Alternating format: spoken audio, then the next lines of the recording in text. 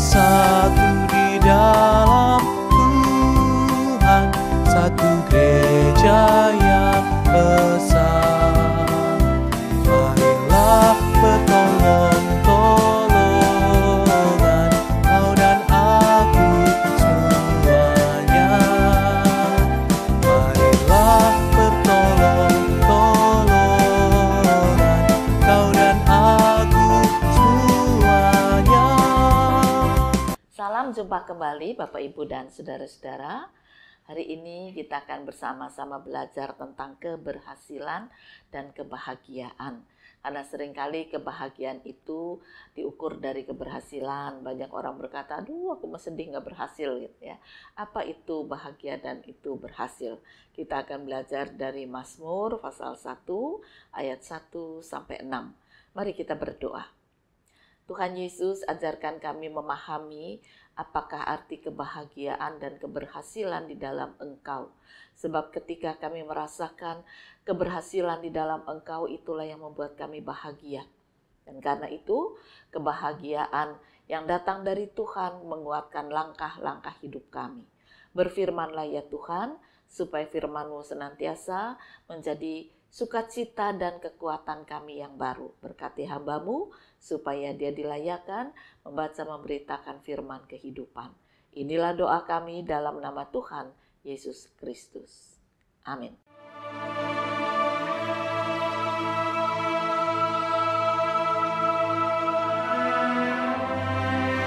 Berbahagialah orang yang tidak berjalan menurut nasihat orang fasik,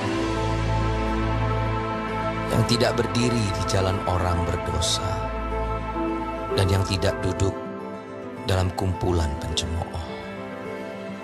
Tetapi yang kesukaannya ialah Taurat Tuhan, dan yang merenungkan Taurat itu siang dan malam.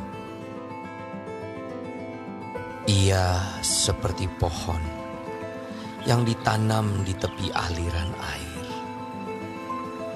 yang menghasilkan buahnya pada musimnya, dan yang tidak layu daunnya. Apa saja yang diperbuatnya berhasil. Bukan demikian orang fasik. Mereka seperti sekam yang ditiupkan angin. Sebab itu orang fasik tidak akan tahan dalam penghakiman. Begitu pula orang berdosa dalam perkumpulan orang benar. Sebab Tuhan mengenal jalan orang benar, tetapi jalan orang fasik menuju kebinasaan. Bapak, Ibu, dan saudara-saudara, dua orang teman lama berjumpa kembali. Yang satu mengendarai kendaraan mobil bermerek ya, yang harganya sangat mahal. Yang satu datang dengan sepeda motor biasa, ya. Tapi ketika mereka berjumpa, berpelukan, bersalaman, dua bapak ini sama-sama tertawa, sama-sama bahagia. Nah, kemudian yang orang kaya tadi mengatakan, wah, kamu sukses ya, wajahmu sumringah, masih tetap kelihatan muda, masih tetap kelihatan penuh dengan kebahagiaan. Lalu yang biasa bapak ini berkata pada teman yang kaya, kamu tuh yang berhasil, coba lihat mobilmu aja seperti itu. Aku dengar kamu sekarang punya perusahaan besar dan seterusnya dan seterusnya. Iya, aku akui, dia bilang ya. Aku punya perusahaan, aku punya rumah bagus, aku punya barang-barang bagus. Tetapi kamu tahu, tubuhku tidak bagus. Bagaimana dengan kamu? Temannya diam sejenak dan mengatakan, puji Tuhan, tubuh saya masih tetap sehat.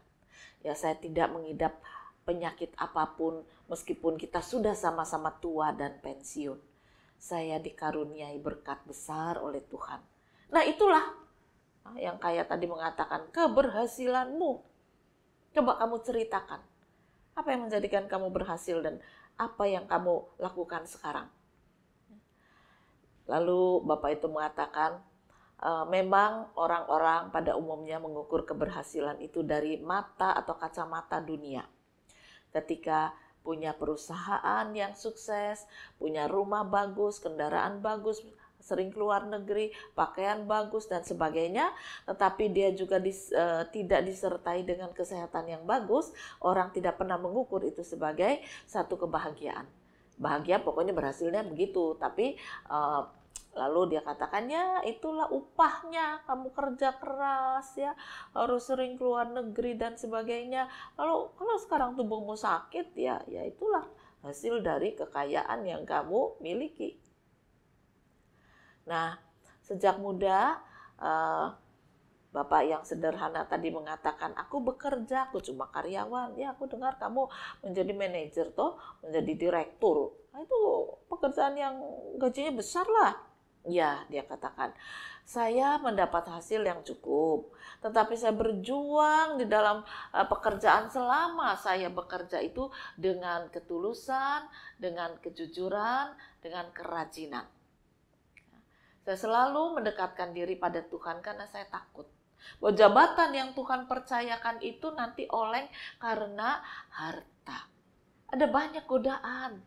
Ya, ketika saya menjabat jabatan itu, wah banyak sekali godaan yang bisa mendatangkan kekayaan bagi saya. Tetapi saya berusaha untuk menolak dan saya tetap berjalan pada jalan Tuhan karena saya selalu mendekatkan diri pada Tuhan. Tiap hari saya mencoba untuk membaca firman, merenungkan siang dan malam, di tengah pekerjaan, di tengah kesibukan, di tengah keluarga, dimanapun saya berada, saya tetap merenungkan firman Tuhan. Apa yang saya baca ketika pagi hari, saya renungkan sepanjang hari dalam segala kesempatan. Jadi kalau lagi sibuk, ya sibuk. Tapi begitu ada waktu istirahat, saya kembali buka ayat tersebut. Saya merenung sebentar. Dan itu menjaga kekuatan iman, pikiran hati saya. Dan itu juga yang saya terapkan di tengah keluarga, istri dan anak-anak. Anak-anakku memang sekarang sudah lebih berhasil, tetapi mereka juga memperjuangkan dengan iman. Sehingga dibanding teman-temannya mungkin ya secara materi masih kalah. Tetapi secara kebahagiaan keluarga, secara fisik, anak-anakku dan aku memang berhasil.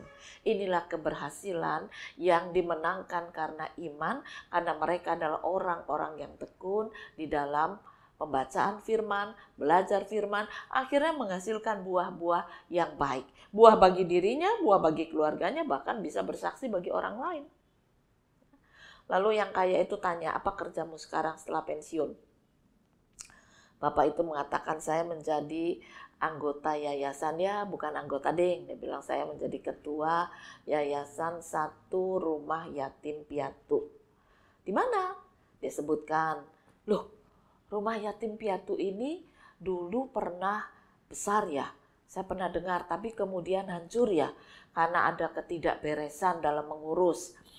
Kok kamu tahu? Ada rasanya karyawan saya yang pernah cerita, karena dia berasal dari rumah yatim piatu itu. Ya, dia katakan begitu. Memang pernah berhasil, tapi kemudian menjadi surut, bahkan ya nggak baik lah gitu ya. Nggak baik itu dalam sisi ekonomi, perumahannya nggak diurus dan sebagainya. Anak-anaknya juga nggak diurus karena ada pengurusnya yang tidak jujur. Ya, termasuk ibu asrama, bapak asrama di situ kurang jujur. Nah sekarang saya yang pegang. Saya yang menjadi ketua. Saya memang bukan bapak asrama dan ibu asrama di situ, tetapi hampir tiap hari saya ke sana untuk melihat bagaimana bapak asrama dan ibu asrama yang baru sekarang bekerja dengan jujur, dengan baik. Saya kendalikan terus. Dan coba Anda lihat sekarang gedung sudah mulai pulih, sudah mulai bagus. Ya. Gizi anak-anak sudah mulai diperbaiki dan sekarang mereka sudah sehat sekali dibanding dengan dulu. Udah ada itu tembok bolong-bolong, tembok yang dinginan, tenasip dan sebagainya sudah nggak ada. Semua sudah diperbaiki. Dan itu bukan pekerjaan mudah karena saya harus berjuang mencari donatur dengan mengatakan saya yang jadi jaminan. Nah, ketika para donatur itu tahu yang menjadi jaminan saya sebagai kepala, sebagai pimpinan, mereka berani menjadi donatur. Kenapa? Karena saya dinilai sebagai orang yang berhasil. Tapi saya mengatakan saya berhasil bukan karena saya, melainkan karena saya selalu mendekatkan diri dan mencari Tuhan. Tuhanlah yang membuat berhasil. Tuhanlah yang memimpin saya, Tuhan yang mengendalikan hidup saya. Semua terjadi karena Tuhan. Jadi sekarang saya mengasuh anak-anak yatim piatu. Teman yang sukses tadi mengatakan, boleh nggak aku ikutan? Bukan sekedar jadi donatur, tapi aku juga kepingin hari-hari hidupku yang sudah penuh dengan masalah ini aku serahkan pada anak-anak, dan aku sekarang mau mencoba berhasil dalam iman. Sebab sudah lama aku tidak mengenal lagi keberhasilan dalam iman. Segala sesuatu aku hitung dengan materi. Dan itulah kegagalanku. Aku bukan orang yang berhasil, karena nyatanya meskipun aku memiliki harta dunia, tetapi jiwaku, tubuhku semua rusak. Akhirnya teman yang sederhana itu mengatakan, ayo mari kembalilah pada Tuhan, tekunilah membaca firman, belajarlah dari firman Tuhan, dekatkan dirimu pada Tuhan, maka kamu akan menjadi orang yang berhasil. Nah ini, kata berhasil di sini membawa kebahagiaan karena bersama Tuhan. Bukan berhasil dinilai dari mata dunia. Apakah perusahaannya besar, apakah rumahnya besar, bukan. Karena ternyata itu semua tidak membawa pada kebahagiaan yang sesungguhnya. Nah, bapak yang kaya ini mulai meninggalkan segala materi dunia. Dia katakan pada anak-anaknya, uruslah sekarang, tetapi juga jangan meniru gaya bapakmu. Bapakmu ini salah. Dekatlah dirimu pada Tuhan, maka kamu akan berhasil dan betul berhasil.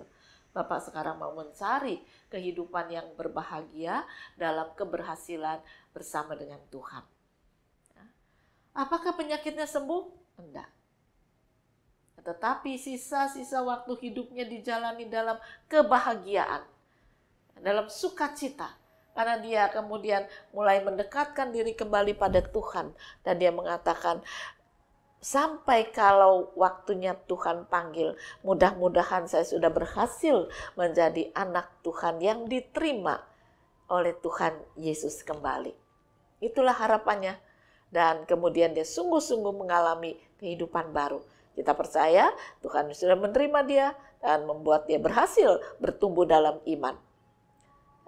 Dan inilah peristiwa yang dialami. Oleh karena itu Bapak Ibu, mari sekarang kita belajar firman Tuhan mengatakan bagaimana orang yang berhasil tadi adalah orang yang selalu mendekatkan dirinya pada Tuhan, siang malam merenungkan firman Tuhan menjadi kekuatan hidupnya, maka damai sejahtera Tuhan yang melampaui segala akal akan berkuasa dan menjadikan dia sebagai orang yang bahagia dalam keberhasilan.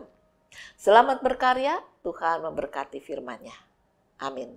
Mari kembali kita akan berdoa. Tuhan Yesus, ampuni jika kami mengukur keberhasilan itu dari sisi dunia dan bukan dari pertumbuhan iman yang sehat. Biarlah sekarang kami belajar bahwa keberhasilan yang membawa kebahagiaan sesungguhnya ketika kami dekat dengan Engkau, berani menghadapi segala perkara di dalam kebenaran, kekudusan, di dalam kemuliaan Tuhan, dan disitulah kami bisa menemukan jalan kehidupan yang kudus dan yang benar. Kiranya Engkau berkarya dalam kami. Inilah doa kami dalam nama Tuhan Yesus Kristus. Amin. Tuhan selalu